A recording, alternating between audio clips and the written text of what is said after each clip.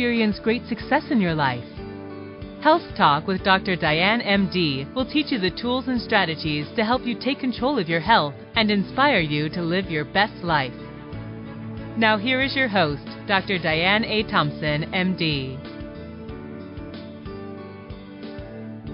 Well, hello and welcome to Health Talk with Dr. Diane, MD, the show designed to get you to a healthier lifestyle.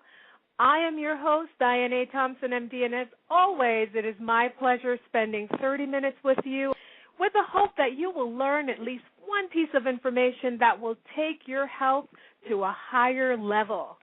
Now, tonight we are going to be tackling your financial health. I've often said that health is not just about the physical. Health involves a lot of other components, and some of them includes emotional, spiritual, your life's work or occupation or purpose, your social interaction. It also involves the financial. What we know is that when your financial house is not in order, it can negatively impact your health. So tonight, I am going to help you address your financial health. And to help me do that is Mr. Winston A. Clarke.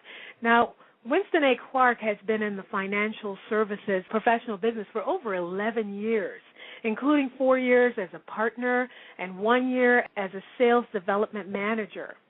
His focus is wealth management through life, health, long-term, and disability insurance, as well as retirement planning, estate planning, and investment. So Winston A. Clarke is the person we want to help us address our financial health tonight. Winston, welcome to the show. So one of the interesting things, I've talked to you about financial health and financial success in the past, and one of the things you talk about is a blueprint for financial success. So first of all, welcome to the show, Winston, and go ahead and share with our listeners what this blueprint is. Thank you very much, Dr. Diane, for having me on board today.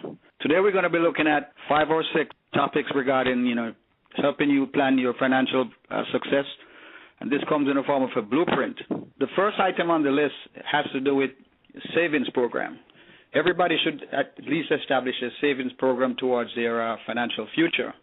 Obviously, a savings program will work if you continue to make contributions into that account. However, if the savings program does not work, then what do? We need to look to support that or ensure that with life insurance. So if we're not able to make that first payment or that second payment into that savings program, then the life insurance would be a great backup to have to support you in that cause. Secondly, if you are in a family situation where your kids and spouse involved, you want to make sure you set up what we call a college savings program. That's also called a 529 plan. Thirdly, you want to think about protecting the mortgage, or if you pay rent, you want to at least set up a rent payment program just in case you're not around to pay the mortgage or not around to pay the rent. Fourthly, you also want to protect that stream of income, which is you're the money machine, or if you're the go-getter in the family. You want to make sure that income is replaced just in case something happens to you. Accidents happen every day. Not everybody dies in every accident, but if you become disabled, then you want to make sure the income still comes into the household. The fifth item pretty much is planning for retirement. These days, retirement plan is very important, particularly since pensions are no longer guaranteed anymore. It's always wise to have your own personal savings as well as maybe a 401k on the job or a 403 on the job. But usually retirement is a three-legged stool, which involves pension, 401k, and your personal savings. These days, with the absence of pension programs, you're now about to sit on a two-legged stool, which is your 401k plus your personal savings. With that in mind, you have to be a bit more aggressive in terms of personal savings. Now, the last one on the list is pretty much asset protection, and that has to do with making sure that all the assets you have accumulated over the years is protected just in case you become ill. And also, after retirement, you want to make sure that you never run out of income. That's pretty much the 6 tips that you can use as a blueprint for your financial future. Okay, so I want to ask you about specifics about some of these particular tips. And as a matter of fact, we'll probably need to do a second show on this because there's so much information that we could get from all these tips that you've given. But let's talk about insurance specifically. This is one that I've had some trouble with in the past. I know, for example, there is some difference between whole life and term life. Does it really matter which one a person gets? Yes, it does matter. Both plans have their place in time. Term insurance pretty much is kind of geared for young families just starting out with kids and who haven't really purchased a home as yet. But the best insurance for a person, single family or a young couple with kids, is to lock in their insurability with cheap term insurance. It makes no sense for a young couple just starting out, haven't bought a home, to invest into whole life insurance.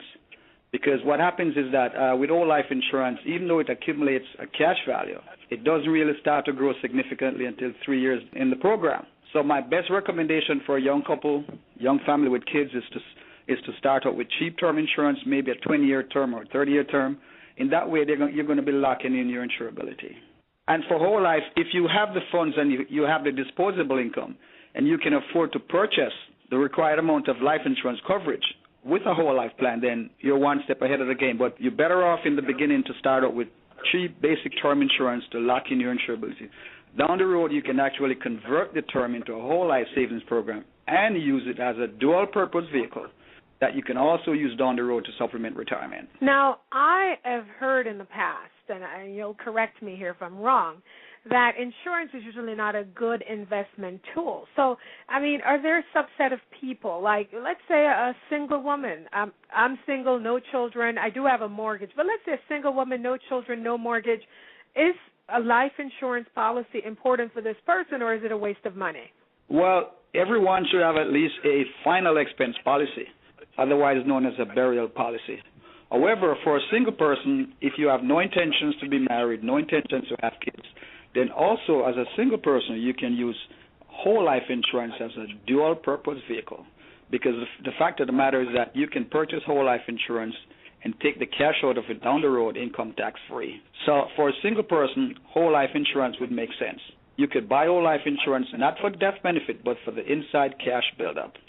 Okay. I agree with you on this burial policy. I know many of us have had the experience of loved ones passing away, and, you know, yes, you're grieving and all of that, but then added to that is the expense of thousands of dollars of coming up with funeral expenses when your loved ones didn't leave any kind of burial policy. So I definitely support that.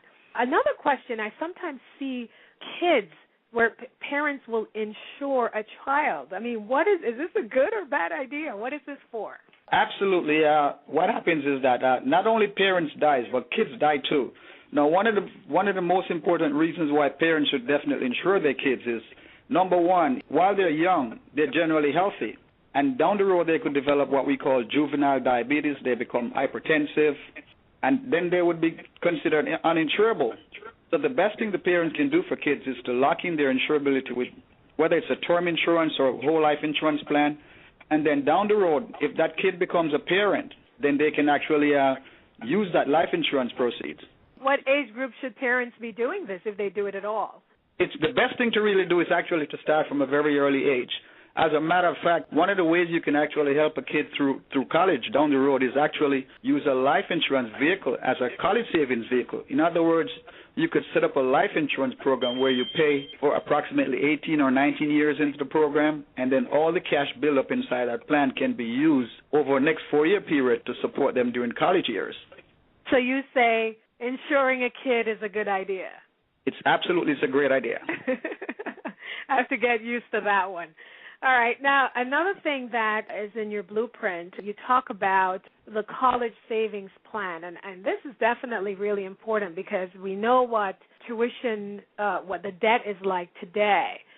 So any suggestion for parents who are looking into that?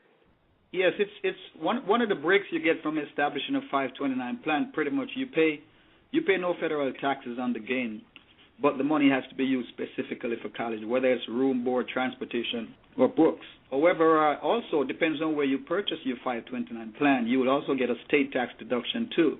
But one of the benefits of having the 529 is that the funds are invested into the market. Obviously, you don't want to have the saving for a kid's education program and put it into a savings account at a bank because you're not going to earn much on it. So 529s are great vehicles to use. Listen to Health Talk with Dr. Diane, MD, for tools and strategies to live a healthy, happy, and successful life. For details, go to drdianethompson.com. That's drdianethompson.com. Like us on Facebook, facebook.com/Dr. Diane A. Thompson. My hair won't grow. My hair won't grow. Yes, it will. Hi, I'm renowned hair growth specialist Victoria Crystal. Grow and keep your hair length as I did, from a boy buzz to my waist in 3 years with a relaxer. Now I'm on a new journey, natural. In 2 years from the big chop, it is now below my bra length. Do you want to grow and keep your hair growth?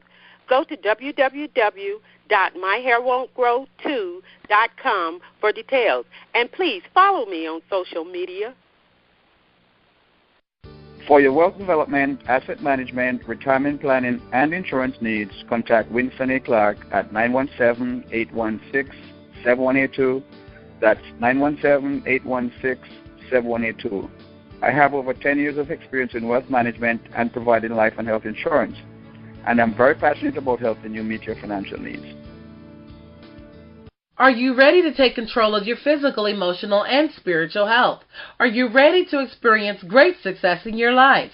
Join us for Health Talk with Dr. Diane, MD, every Thursday at 7 p.m. Eastern Standard Time, right here on Atlanta's Incredible Radio, AM 1570 WIGO, or listen live stream at WIGOAM.com. So for those who are just joining us, we are talking to Mr. Winston A. Clarke about matters of our financial health, and he's giving us some good information on how to protect your financial health. Now, going down on your list, the list of blueprints that you talked about, you also talk about mortgage and rent protection insurance. Now, I know I have a mortgage, for example, and I'm forced to get mortgage insurance. But rental insurance, is this a waste of money? I mean, this is not something most people get, or is it? Well, here's what happened. With someone who purchases the mortgage, particularly if, a family of 2, 3, or 4, you want to make sure that, God forbid, something happens. The bank doesn't have to come in and ask your kids to leave the property because the surviving spouse is not able to keep on paying the mortgage. So that's where the mortgage protection insurance comes in, and that's in fact a life insurance contract, totaling the sum of the mortgage. Now, if you're paying rent currently, you have kids in the household, you still want to make sure there's a fund in place just in case you're not around tomorrow. So at least the kids could continue to pay rent, particularly if you're sure they're going to be going to college. So you want to make sure at least there's a rent fund in place to cover them at least until they're 21 or 22. So maybe I'm thinking of it differently. You're saying that this insurance, this rent insurance, that's different from the typical rental insurance that most of us think of? Absolutely. It's just a program. It's just a program to make sure some of money is set aside just in case the parents are not around to keep paying that rent to keep the kids in the household. So it's not so much a rent insurance, but it's just to protect the kids in the household or protect the family. So they have money in case parents are not around. And the best thing of all is that life insurance contract could also allow the kids now to purchase a home instead of keep on paying rent. Okay. All right. Down and continuing onward, you talked about disability insurance. I know that I definitely have disability insurance, and I've seen where folks on the job, especially I'm in healthcare, as most people know, and folks on the job will get injured, and this comes out to be very helpful. So disability insurance, you think everyone should get it. And there is a difference between short-term and long-term. Can you talk to us a little bit about that? Yes, absolutely. Particularly if you're the breadwinner in the household, or in other words, you're the income machine. What happens if your machine is broken, then there's no income coming in the household. Now, what happens is that even though there's no income coming in, there's still the need to pay for electricity, water, food, rent, mortgages. So income replacement insurance is very, very critical. Most people end up just purchasing short-term disability, which is popularly known as the AFLAC disability. Now, with long-term disability, obviously sometimes the disability becomes permanent as opposed to short-term. Now, what happens if you purchase short-term disability and you end up with a permanent disability? Then you will only be paid for probably 16 or 18 months or maybe 2 years. But beyond that, what happens to the household? What happens to the income that's just expected to come into the household? Without long-term disability, there's no income coming in. So everybody should make sure that they have at least long-term disability. Most people end up purchasing the short-term, but most people don't understand that there's more than just short-term disability. How long does a short term usually last for? A year and a half to 2 years. So if you are sick beyond that or disabled beyond that, you will definitely need more than just then you'll be on your own. Yes. Okay. I thought of something. I want to go back to the insurance question just for a moment. So a person who's purchasing insurance, life insurance, for example, is there a certain amount, a certain percentage of your income that you say, well, you make this amount of money, you should probably purchase this amount of insurance? No, it basically works on a needs basis. In other words, when an agent sits with a candidate for life insurance, they should look at all the total needs, final needs plus income needs. In other words, you could look at what the person, for example, you could look at all the debts that the person has, whether the mortgage, whether the kids in the household. Then at the end of the day, you want to make sure that the total amount of insurance will cover paying off the mortgage and also provide a stream of income back into the household. So at the end of the day, you want to make sure that you totally assess the client's total needs before you recommend any kind of life insurance coverage. All right. Now, one of the things that I've heard of people using in order to help them in terms of even with retirement planning, some people look at it as retirement planning, is you'll hear people talk about these reverse mortgages. Can you help us with what are these and how are they helpful? Okay, great. Well, thank God for reverse mortgages, because what happens pretty much is there are a lot of people who get to age 60s, in their 60s. What happens is that the kids are finished with college. They're no longer depending on them for support, but there's substantial amount of equity in the home. Now, before the person passes on, then it's better off if they could use the equity in the home to use to support them during their retirement years. In other words, if you have a mortgage for $500,000, or you started with a mortgage for $500,000, you get to age 62, you only have $100,000 left liable to the bank, so you'll probably have $400,000 equity in the home. Now, what you can do with a reverse mortgage, you can get a loan via reverse mortgage for at least $380,000 that you can use to supplement you during your retirement years. So pretty much at 62, you're not ready to retire, but at least you want to make sure that all the assets you have in the household is protected. You want to make sure that you have all the things you need going to retirement. So taking money out of the home via equity is one of the best ways to do it. But taking the money out as well and not putting the money in the right places could also hurt you too. You don't want to take the money out from the home and not be able to pay it back. In other words, take it out and put it into some risky investments, then you lose it. So that's definitely one of the cons of taking out this reverse mortgage. Absolutely. Okay. And Winston, can you, I said I wanted to ask you about our health tip of the week, a financial health tip of the week. Can you share that with our listeners?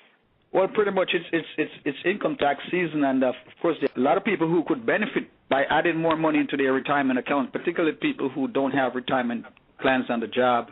People could set up their own private IRA and get a tax deduction on it. In other words, for every dollar you put into an IRA, you'll get about 25 to 30% tax credit for it. So if you have extra money, after you complete your taxes, you might want to put it back into an IRA within the limits as well. So that's my financial tip of the week. And that's an excellent tip, because I was in the stores recently and I realized, I haven't done my taxes yet, but I realized that many folks have already gotten the refunds, and I heard them talking about how they're spending it. So this is definitely a great way to spend some of that money, is to put it back into your, in some investments for retirement. Winston A. Clarke, I thank you so much for being on our show, and I appreciate you sticking with it when we had some technical difficulties at the beginning. I appreciate that. Can you tell our listeners how they can get a hold of you?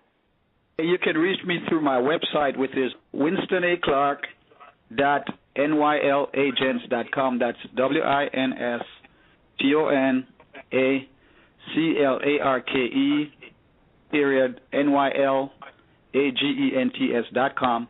Or if you prefer, you can call me on my cell phone, 917-816-7182. Again, 917-816-7182. And we definitely have to get you back on the show where we can talk about retirement planning, because I think that's a show all unto itself, and we really didn't touch on that tonight. So we'll definitely have you back on to cover that topic. And thank you so much, Winston, for coming on the show. Thank you for having me on board, Dr. Diane. All right. Take care. You too. So I do want to thank Winston A. Clarke for being on the show. And as a lot of you know, in the beginning we had a little bit of technical difficulty, but he stuck with it, and we got the information out there, and that's the whole goal, is to share information with you so you can address your financial health. You have been listening to Health Talk with Dr. Diane, MD, on 1570 AM WIGO. Please tune in every Thursday at 7 p.m. Eastern Standard Time for the best in inspirational health information. If you have missed any part of this broadcast, would like to find out more about Dr. Diane A. Thompson, or would like to receive her ebook on stress, please go to drdianethompson.com. That's drdianethompson.com. And like us on Facebook at facebook.com/Dr. Diane A. Thompson. Remember, your health is your wealth, so do something healthy for yourself. Have a great evening.